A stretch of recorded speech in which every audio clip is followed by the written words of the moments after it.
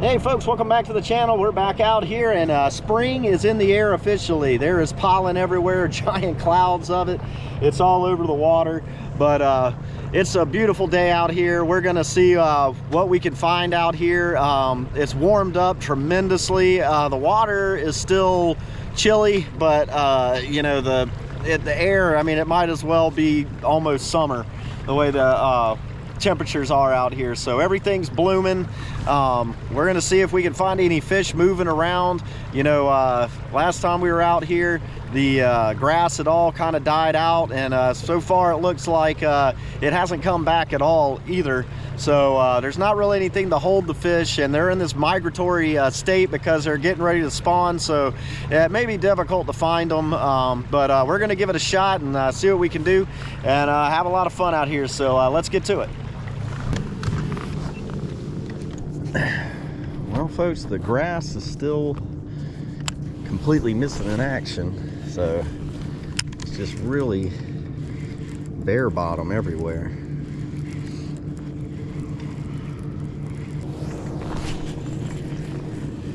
I'll toss this swim jig around a little bit, see if I can find anything, but there's really nothing for them to hold up on out here anymore. I mean, there's a flat,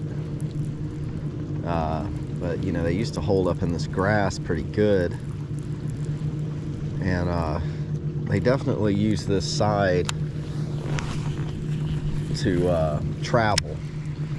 I've seen them traveling like way up on the bank. They'll get way up on the bank and travel, big ones will. But our usual, you know, mats of grass through here is just not going to be a play. Hopefully it comes back at some point, because that's what made this spot so good, was the fact that, you know, it had grass going through it, and it would usually always hold a good group of them. You could usually have some luck out here, but it's looking like the grass is not going to come back right away.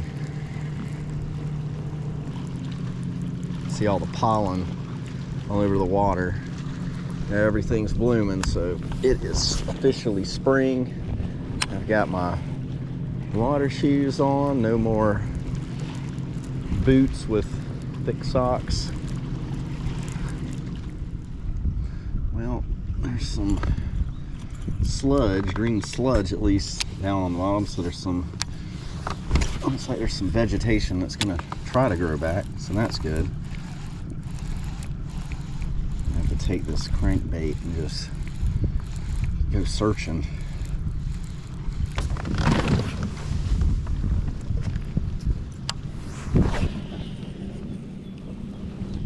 The good thing about a crankbait is you can really just search around the water with it, cover a lot of water.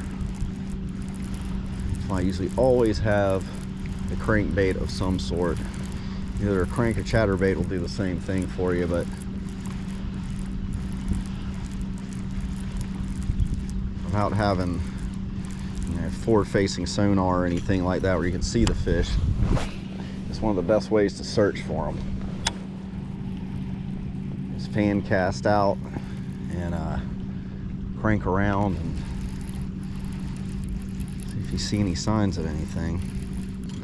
I really want to catch something with this crankbait because it casts so good and it feels so good as it dives across the bottom. I mean, it's just, I just haven't been able to get bit on it though, but I mean, its responsiveness is tremendous.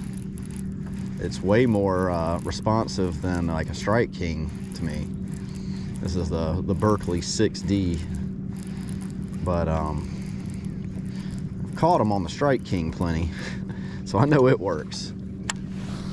I've yet to catch something on this one, even though it casts and dives so good. Maybe today will be the day.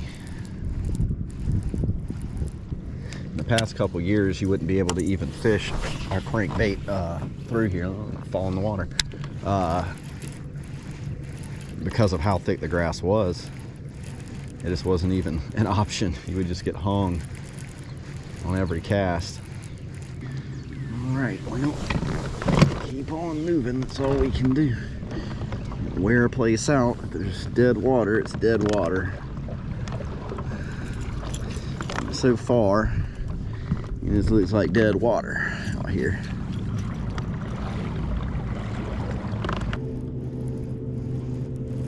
A lot of glitter rockets out here today. I can hear that guy's radio from the other side of the lake. It's great. That's what sucks about being on a pleasure boat or lake like this. You're trying to fish and they're listening to the radio as loud as they can.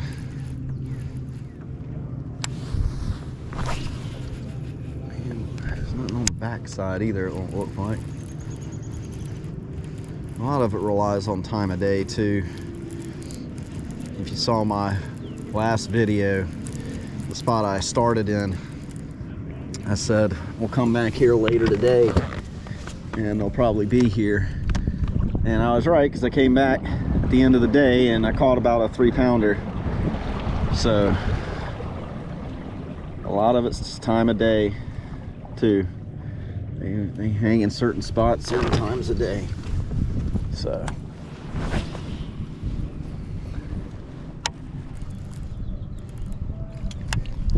there's some grass and it's green, so that's a good sign. That grass is going to grow back here in a month or so. It's a little late though. Thought it would be, I'd see a little bit more of it by now, especially in this spot.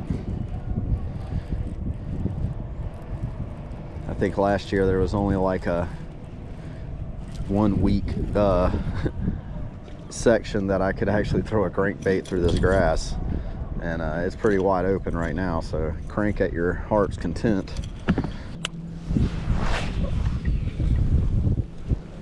Well, so far I've only seen one little fish jump. Other than that, it's looked like there ain't no fish in this lake. It's been one of them days.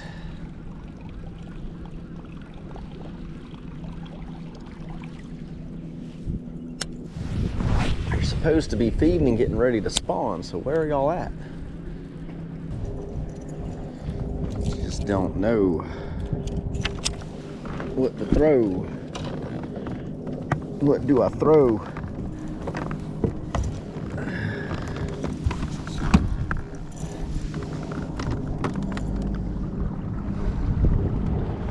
Gotta avoid all the jet skiers are out now. Comes one now, and the bass boats and the pontoons and all that mess. So you know it's that time of year. Oh, we got another jump. We're in the area. Something just hit it. Oh, commit. Come on, you little something hit it. That was definitely something that snipped at the back of it. They just didn't get it. It's gonna be hard to catch them today. Jeez, man, I tell you what. I don't think I have the right stuff on right now. Maybe it's the color of this thing, I don't know. It's just a basic bone white with a little chartreuse, so, you know, I mean, it should be a pretty good color all year, any condition.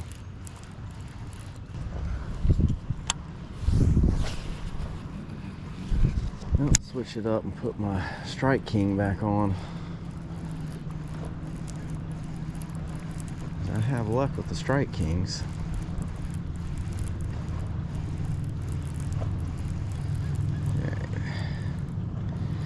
Alright, let's make some bait adjustments.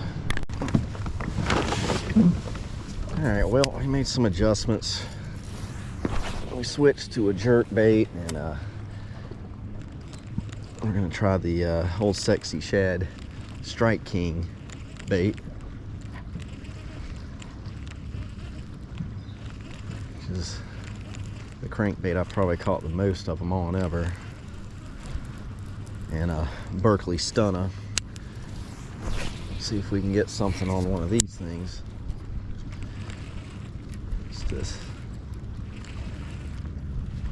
6D. Just didn't get anything, and I don't really think they're going to come up and hit top water right now. So if I run into some that are really hitting top water, I'll reconsider.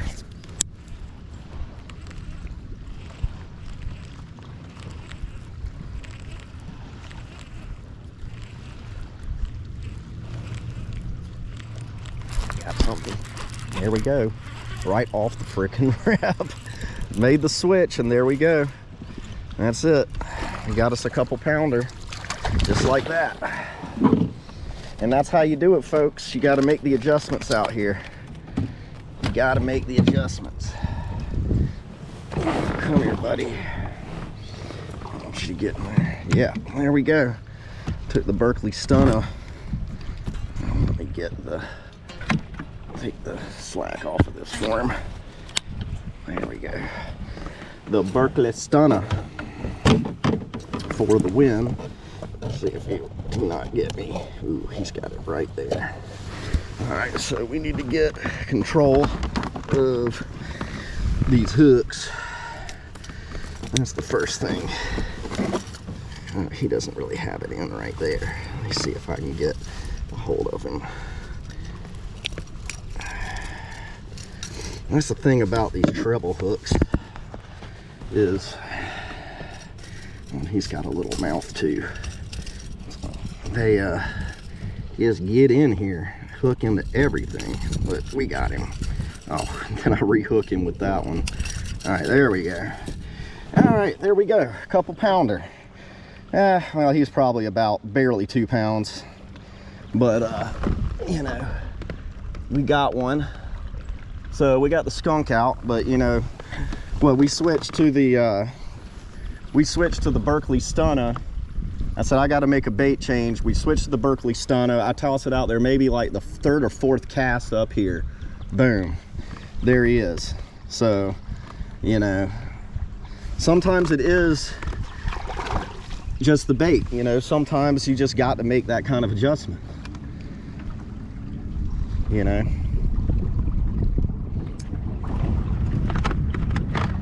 So it's always good when you analyze what's going on and you think about it and you make an adjustment, you change out a bait, and you get a result right away. I mean, that really feels good, because it makes you think that maybe you know something, you know, maybe you know a little bit about it. You got some experience, you're making the right calls, you know, because prior to switching to that, you know, jerk bait, I would have told you that there isn't a fish in this lake, but you know, I would have been wrong, because there certainly was fish in this lake. We just didn't have the right stuff at the right time. So on the Berkley Stunna, we're gonna get them. So we'll keep with the Berkley Stunna. Oh, if it catches them, it catches them. It is a dangerous bait to throw, as you can see. You need to be very careful, because it's got 3 treble hooks on it, and when they get it, they're going to get it straight across like he had it, and they're going to shake and try to shake, you know, shake it off.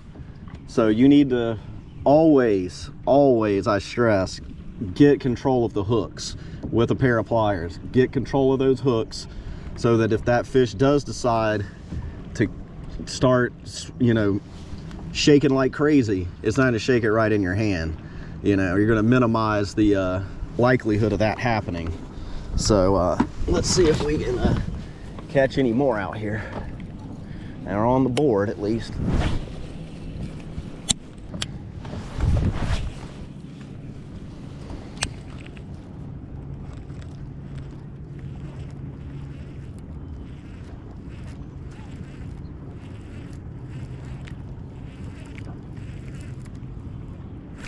Got one. Number 2, baby. Come on. Oh yeah, I got him. Come on. Oh, it's a frickin' pike. Ah, frickin' pike. Daggone pickerel. Of course. And you choked on my freaking jerkbait too, didn't you? Come here. Oh good, he's not that bad. I can shake him off probably. Ah, come here.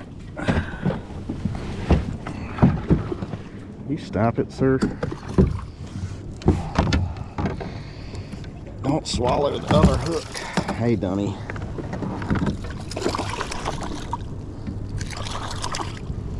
Come here. Stop it, you're bleeding now. Dummy, you hook yourself even worse with your stupidity. You ain't taking my freaking $15 jerkbait with you, sir. So, hey.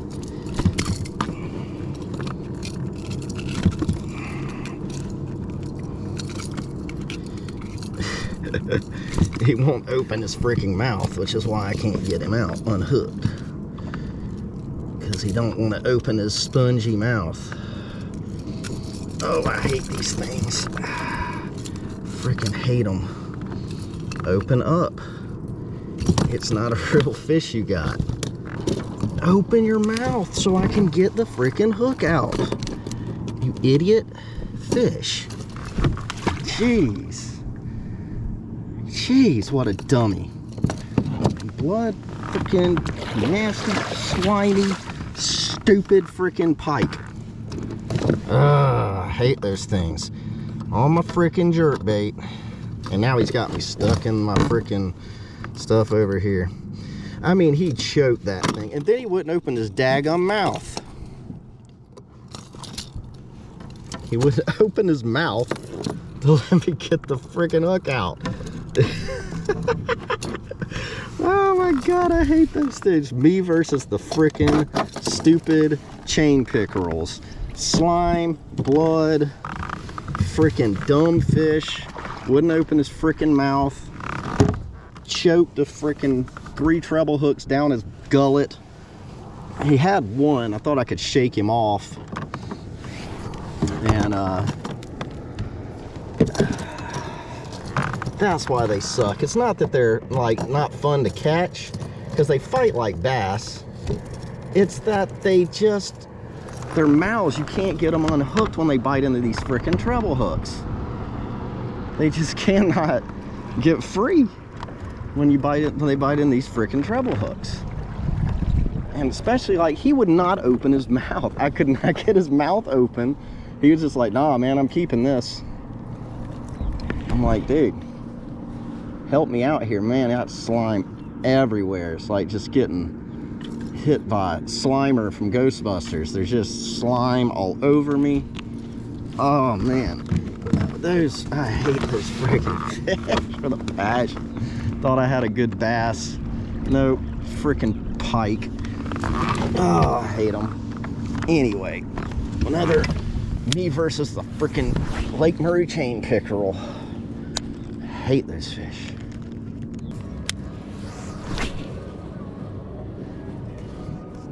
There's got to be some big bass moving up.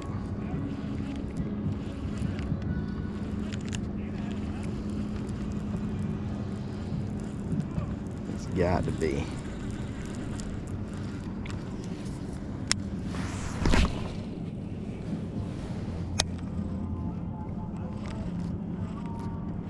Got to be some bass moving up. Got something. Oh yeah. Oh, he broke me off. He broke me off. Oh no. You gotta be kidding me. No. Oh my god. That one. I finally get into a big one and he takes my freaking jerkbait. That was a $15 break off. Jeez, come on. That was a big one though. That was a big fish. Dadgummit. Oh, I should have retied.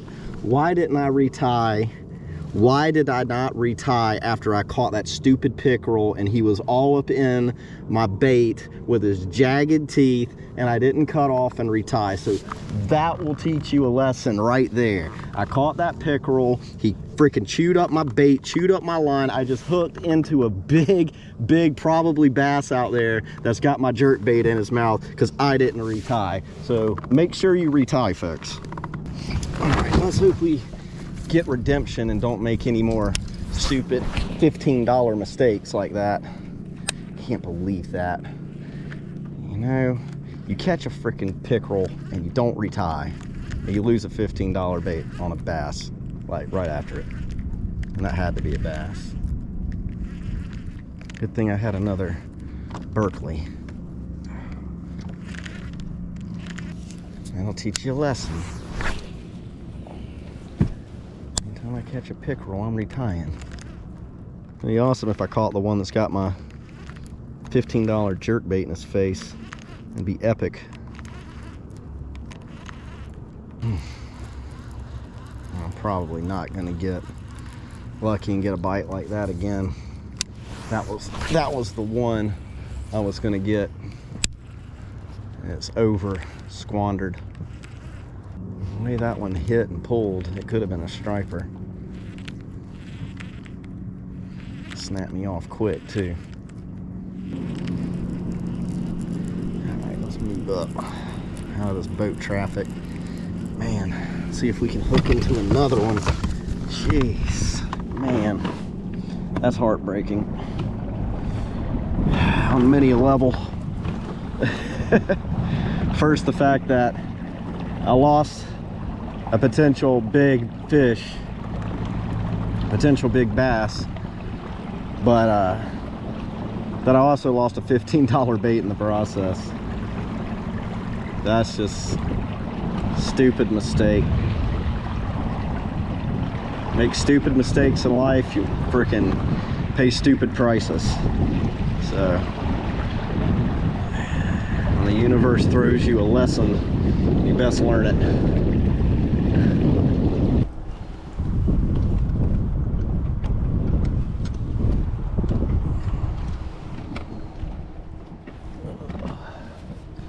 Don't fall in. I'm trying to fall in today.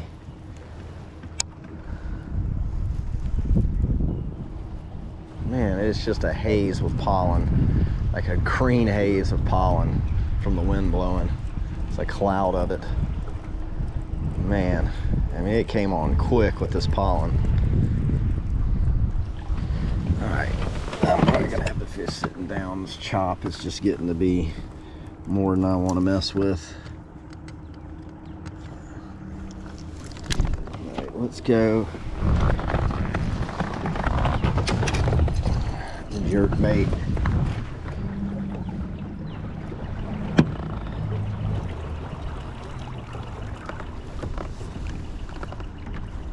I'm about out of juice on that camera. I have to do a camera switch, battery switch. And I can't believe this cloud. I mean, just big, just clouds of pollen.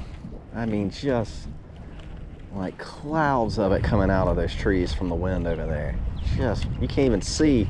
It's like it's a fog, but it's just nothing but pollen. Man, there's a lot of pollen. What battery do I have? 14%. Keep an eye on that, but as soon as I catch one, it'll die.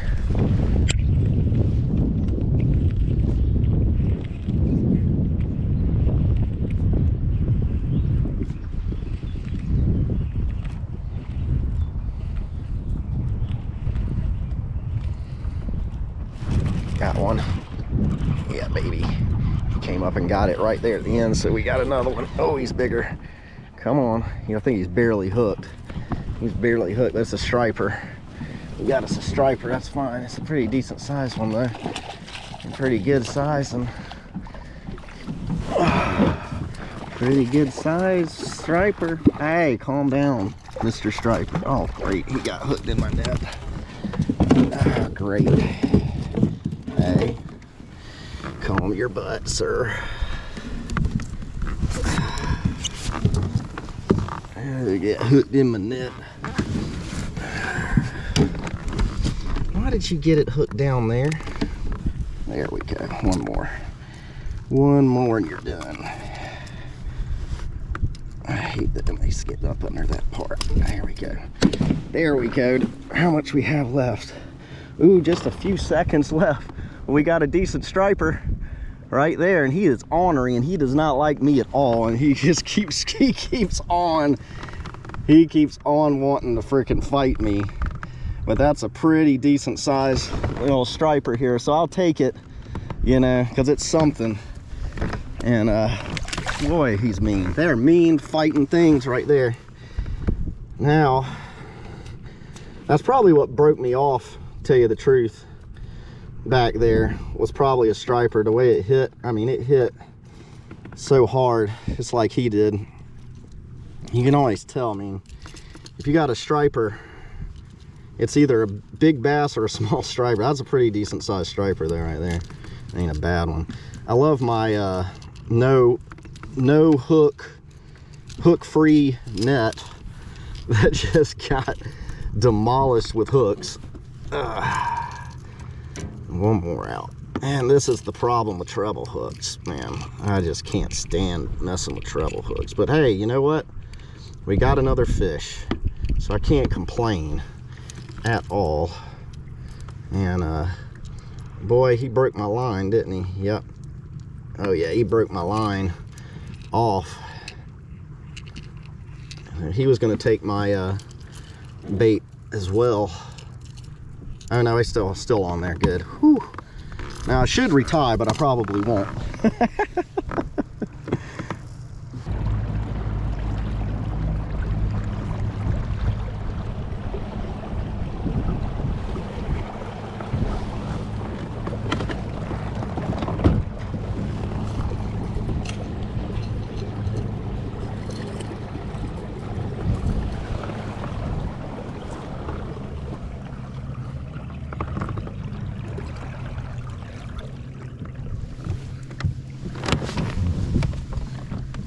Start out here and see, man, these wakes. I'm just riding these wakes constantly. Let's see if we can catch anything suspended out here. Jerkbait's been the ticket today for pretty much every species of fish in the lake. I haven't caught a catfish on it yet, but so far largemouth, pickerel, striper, and one big something that broke me off and stole one of my jerkbaits. So head down the home stretch and see if we can put one more in the boat before the sun goes down.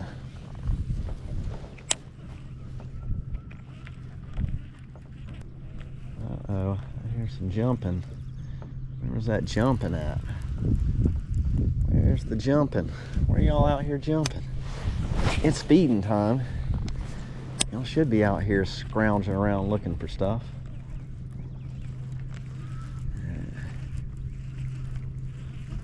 Just gonna lose that sun here in a minute, so I'm gonna have to make quick work of it.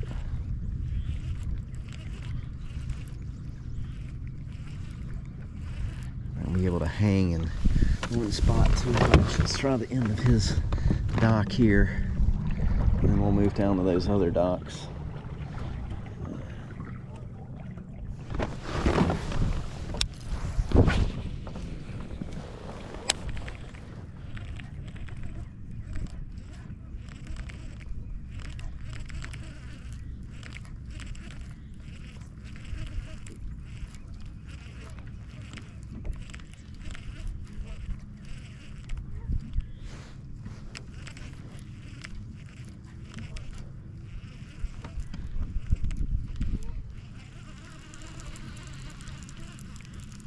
Got one. He came right up to the boat to get it. It's another striper.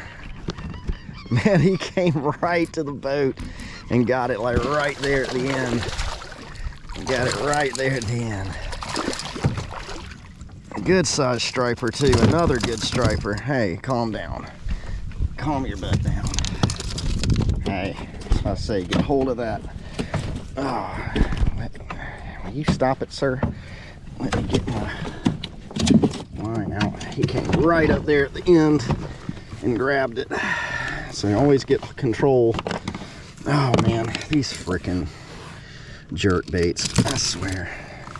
They are just the worst, especially when you got a striper like this that just wants to frickin' put them right in your hand.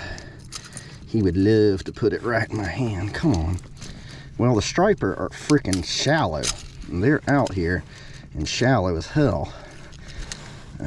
Shallow as can be. Get the deep one out here. Come on. Let go. Let go of it. Oh, they are so mean. Hey, strong striper. These things are so strong and they fight so hard. I mean, that's why people like to catch them, because they will fight. You know, I mean, he chased that right up to the boat and just nipped it like right there at the end, you know. So this jerkbait's just all over for the striper here. So nice one, another big striper. So man, he is heavy. He's got to be 4 or 5 pounds or more. Man, he's heavy. They are just muscular fish. They are not playing around at all. Whew.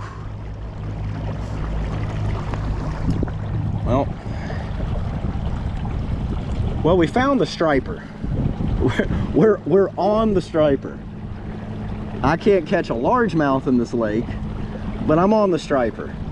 I find it hilarious because these people are out here and I see them just trolling around trying to catch striper like that.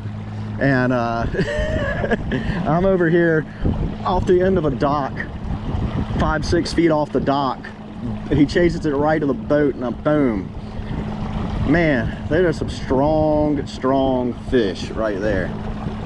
So I'm getting plenty of practice getting jerk baits unhooked. There's 3 treble hooks on there. They're just,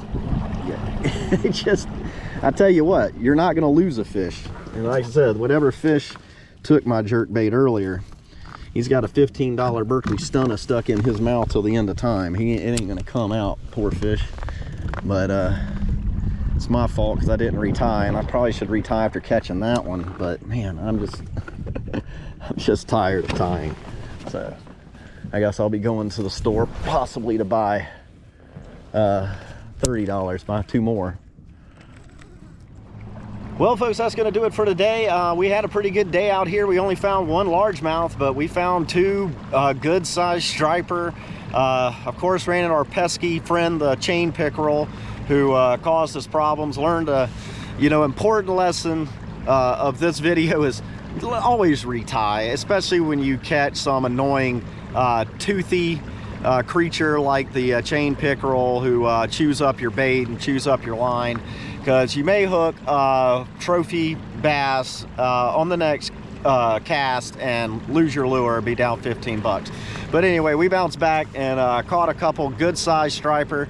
Not sure where the largemouth are yet, but they're getting ready to spawn, so they could be anywhere, just hanging out, ready to move into the shallows to start doing that. So but anyway, it's a good start to 2024, and look forward to a lot more this year and catching a lot more fish, and we'll see you on the next one. Have a good one.